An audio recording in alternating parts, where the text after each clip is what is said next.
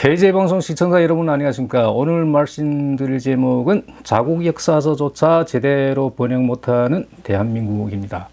한반도 역사서는 전부 한문으로 되었습니다. 이 한문으로 되어 있는 역사서를 현대 한국어로 번역하는 데 있어서 많은 오류가 나타나고 있습니다. 그 부분에 대해서 제가 짚어드리려고 합니다. 그럼 왜 그 많은 오류들이 나타날까? 저는 이 천자문식으로 번역하다 보니까 그런 결과가 나타났다고 봅니다. 자, 예를 들면 그 천자문식으로 번역하는 분들은 이 중국말로 러후를 늙은 호랑이 이렇게 번역합니다. 그 천자문에서 이거 늙은 로 이렇게 하니까 뭐 늙은 호랑이 이렇게 번역하는데 이 호랑이 앞에 이 노자를 붙인 것은 호랑이가 뭐 용맹하고 뭐 지혜롭고 굉장히 뭐 본능이 뛰어나고 이런 걸 표현하기 위해서 노자를 붙인 겁니다. 예를 들면 뭐 라오하오ren 하면 천자문식을 번역하면 뭐 늙은 좋은 사람 이렇게 되겠죠. 근데 실제 그런 게 아니고 남과 싫은 소리 하기 싫어하고 이제 성품이 온화한 사람을 라오하오ren이라고 그러죠. 그래서 그 중국에서 이 노자를 붙이는 것은 뭐 반드시 뭐 늙다는 이런 뜻이 아니에요. 예. 자, 그리고 제가 그 한국에서 그 황제와 소녀라는 책을 이제 그 번역한 분이 그 한국 독일학회 최창학 회장이라는 분인데 그분이 번역본을 보고 너무 엉망해서 그 도저히 번역이라고 말할 수 없어서 제가 출판사에 연락했더니 출판사 사장님이 하신 말씀이 그분한테 이미 번역비 600만 지출했는데 저한테 또 600만 주려면 부담되니까 험한 것만 손봐라 해서 제가 손봐드린 적이 있습니다. 자, 두 가지만 말씀드리겠습니다. 거기에 그런 이야기가 있어요.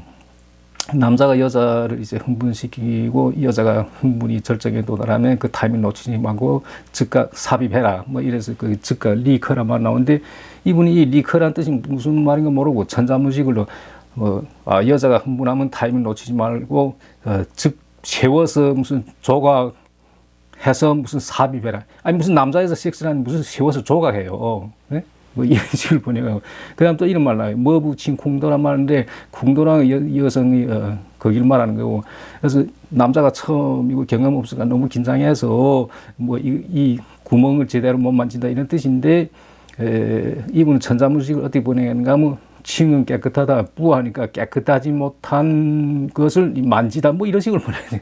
아니 완전히 이게 원문과 다른 뜻이 되죠. 장자란 소설이 있는데 서울대 그 중문학부 박사 딴 분이 이제 이 책을 번역했는데 전반적으로는 번역이 괜찮게 되는데 한 곳이 이제 이런 오류가 있더라고요. 이분이 이것은 뭐라고 번역했는가 하면 수레가 산에 오르려면 반드시 길이 있어야 된다. 이렇게 번역을 이게 도대체 무슨 뜻일까? 보니까 중국의 처도 산첸 비율로 이렇게 잘못 번역한 거죠. 이 뜻은 뭐냐면 수레가 산에 오르려면 반드시 수레가 산 밑에도 이르면 반드시 길이 낮은 법이다 이런 뜻이에요. 그러니까 우리말로 번역하면 하늘이 무너져도 솟아날 구멍이 있다 이런 뜻인데 이분이 이거 잘못 번역한 거죠. 그 다음에 그 대리구의 딸이라는 소설인데 그것을 이제 번역했는데 문화대혁명 때 이런 말이 많이 등장했죠. 뉴구의 서성. 근데 이 번역한 사람이 이 중국에 그때 당시에 그걸 모르니까 뭐 속이 어떻고 무슨 뱀신이 어떻고 무슨 저명이 지금 무슨 뜻일까 한참 보다가 이 중국에 그 당시에 잡귀신은 뉴구의 서성했죠. 그것을 몰라서 뭐 뱀신이 어떻고 무슨 게 속귀신이 어떻고 이런 오류가 나타나고 있는 거죠. 자, 그 한국엔 주요 역사서가 두 가지가 있습니다. 삼국사기하고 삼국유사. 그 삼국사기는 이제 관료학자 김부식이라는 분이 송나라에 가서 3년 동안 이제 연수라고 돌아와서 사마천의 사기를 모방해 진 것이 삼국사기입니다. 근데 이제 관료학자가 썼다 해서 이것을 정사라고 하는데, 이 책에는 뭐 전부 뭐 중국에다 어떻게 조공하고 중국에서 어떻게 책보하고 그런 내용으로 가득 찼습니다. 그래서 저는 별로 뭐 참고 가치 없다고 해서 한 번만 읽어보고 팽개쳤습니다. 거기에 비해서 이제 삼국유사는 김밀련이라는 스님이 쓴 것인데, 스님이 쓴 것이라 야사라고 가볍게 치부하고 하는데 웃기는 건 뭐냐. 이 정사랑 삼국사기에는 단군 이야기 없습니다. 오히려 이 야사로 취급받은 이 삼국유사의 단군 이야기가 있습니다. 이것이 삼국유사인데 여기에 단군 이야기가 있죠. 이거 얼마나 웃긴 이야기예요. 자, 그 다음에 삼국유사는 이제 뭐 정치, 경제, 민속, 민담, 뭐 불교에 관한 이야기도 많고 한데 제가 과거에 그 역사 칼럼을 이제 많이 쓰면서 이 삼국유사 자료를 많이 인용했다는 사실을 말씀드리겠습니다. 저는 그래서 이 삼국유사를 굉장히 중시합니다. 자, 이 삼국유사 편에 뭐 이런 이야기가 나옵니다. 미륵선화, 진자사편 뭐 이런 게 있는데 이 그 진자 스님하고 수원사 스님이 이제 대화하는 대목에 이런 말이 있습니다. 자, 위샤타 위다 미러시안화 루허 이런 말이 나오는데 여기서 이게 이병도 선생은 뭐라고 번역했냐면 이것을 말석이라고 그래요. 아래목이라고 번역한 거예요. 자, 이거 잘못된 번역입니다. 이 이병도 선생은 1953년 처음으로 이 삼국유사 번역했는데 그 후에 학자들 다 이렇게 또 따라요. 무슨 뜻인지 몰라서. 여기서 이건 아래 말석이 아니고 머문다는 뜻이에요. 내가 당신의 이거 절을 뜻이에요. 내가 당신의 절에서 잠시 미륵선화를 기다리고 싶은데 어떤가 이렇게 요청하는 거죠. 근데 머물다는 뜻이 예를 들면 한국 관광객 백두산한테 그 연기를 거쳐가지고 그러면 연기를 투숙하는데 이제 백사호텔 머문다. 그러면 시아타 바이산 다사 백사호텔 머문다는 뜻이에요. 아래목이 아니에요. 그 다음에 뭐 이건 뭐 오류 나타나도 그래서 뭐 별로 영향이 없는데 그 다음에 게 이제 중요한 영향을 끼치죠. 이런 말이 있습니다. 미륵선화를 진흥왕이 이제 국선으로 봉하고 했는데 이제 국선이라는 것은 화랑을 말합니다. 화랑을 국선이라고 그래요. 그래서 이 미륵선화가 화랑이 되니까 이제 그 제자들 한 몇백 명 붙죠. 당시 이제 한 화랑 한때 제자가 몇백 명씩 붙는데 이 미륵선화가 제자들을 화목하겠다, 화목시켰다 이런 말 나와요. 그 뒤에 따라 나온 말이 리이펑조 불레유상. 이 무슨 말이냐면 리이펑조란 말이 유교를 가리키는 거예요. 근데 이병도 선생이 이건 몰라가지고 예의와 풍교 이렇게 두 개의 단어를 갈라놓고 예의와 풍교가 뛰어나다 이렇게 번역한 거예요. 그러니까 무슨 뜻이 도대체 앞뒤가 안 맞고, 어? 자, 미륵선화가 제자들 화목하게 한 재주는 뭐냐? 유교 지식이 뛰어났기 때문이다 이런 뜻이에요. 논어의 이허워있구이란 말 나와요. 만사 중에 화목이 으뜸이다. 가장 귀중하다. 이런 말 나오거든요. 자, 그러면 이게 왜 그러면 유교라 할 것이지 이렇게 복잡하게 말했냐? 당시의 신라는 세상의 모든 종교는 분교를 따릅니다. 분교를 따릅니다. 그래서 불교를 하지 않고 석시 분교를 했어요. 석가모니 석시.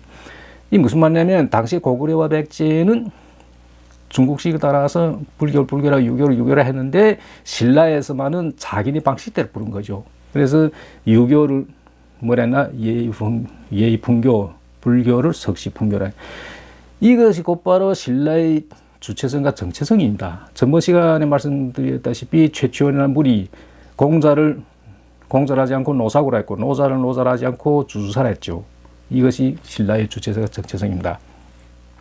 자, 신라는 그 왕위 호칭에 있어서도 중국식을 안 따르고 자기네 방식대로 독자적 길을 걸었습니다. 예를 들면 제3대왕부터 제16대왕까지 뭐 이사금이라는 호칭을 붙였고 17대왕부터 22대왕까지 마립간이라는 호칭을 붙였습니다. 이 이사금이나 마립간이란 그 도대체 무슨 뜻인지 똑부러진 해석을 제가 지금까지 본 적이 없습니다. 저도 그 연구 중인데 분명한 것은 중국식을 따르지 않고 독자적 길을 걸었다. 고구려의 와 백제에 비해서 이렇게 말씀드리고 그 다음에 23대 왕 법흥왕이라고 그러는데 이것은 뭐냐면 이 법이라는 건 여기서 불교를 말합니다. 불교를 흥기시키는 왕이다 이런 뜻이에요. 자, 이게 무슨 말이냐면 이 사람이 514년에 즉위했는데 이 사람 굉장히 불교를 좋아했는가 봐요. 근데 이거 어떻게 일으킬 방법을 생각하다 희생을 찾은 거예요. 그 희생이 곧바로 조카인데 이 차돈이라는 조카를 이제 불러다가 이제 슬그머니 이제 암암리에 시켰죠. 그 흥륜사란 절을 뭐 짓는다 소문 퍼뜨려라. 소문 나니까 이 신하들이 난리 난 거죠. 당시에 신라는 외래 문명을 굉장히 거부했어요. 그래서 왕님한테 와 따집니다. 어? 그 누구 마음대로 어? 절을 짓냐. 그러니까 이 왕이 발뺌합니다. 내가 시킨 게 아니라니까. 그다음 이 전하 그럼 이 어떻게 된 일이옵니까? 또 이렇게 하시니까 그게 무슨 말이냐 하면서 이제 이 차돈 가리키면서 어째서 내가 절을 지으라는 명령을 내렸다는 거짓말을 하느냐 이렇게 말합니다. 그러니까 이 이차돈이 하는 얘기가 불교가 흥하게 되면 신라 백성들이 행복하고 나라의 힘이 강해질 것입니다. 이렇게 말합니다. 그러니까 또 왕이 또 연출하는 거죠. 안 되겠구나. 너는 계속 네 고집 피우니까 내가 어쩔 수 없이 너를 쳐야 되겠다. 그러니까 그 이차돈이 임금이 뜻대로 하십시오. 이렇게 말합니다. 그러니까 이 왕이 이제 칼로서 이차돈 목을 칩니다. 그러니까 원래 상식대로 말하면 붉은 피가 솟구쳐야 되는데 흰 피가 백색 피가 막 하늘을 향해 솟구치는. 그래서 신하들 깜짝 놀랐죠. 이게 도대체 웬일이냐. 응? 그래서 이 신하들이 뭐라고 얘기를 하냐면 부처님이 우리 신보다 더 센가 봐. 우리 신이라는 뭐 천지신명 말하겠죠.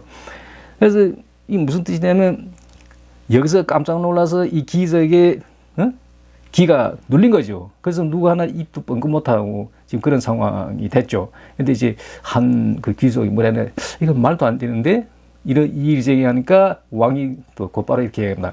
너희도 이제 이차돈의 기적을 보지 못했느냐? 이게 무슨 뜻이냐면 네가 만약에 이거 부정하면 너도 이제 죽음을 당할 것이다, 이런 협박이에요. 그래서 이 신하가 납작 엎드리면서 목숨만 살려주십시오 이렇게 빕니다. 그러니까 이 사건을 계기로 해서 불교를 대대적으로 일으켜요.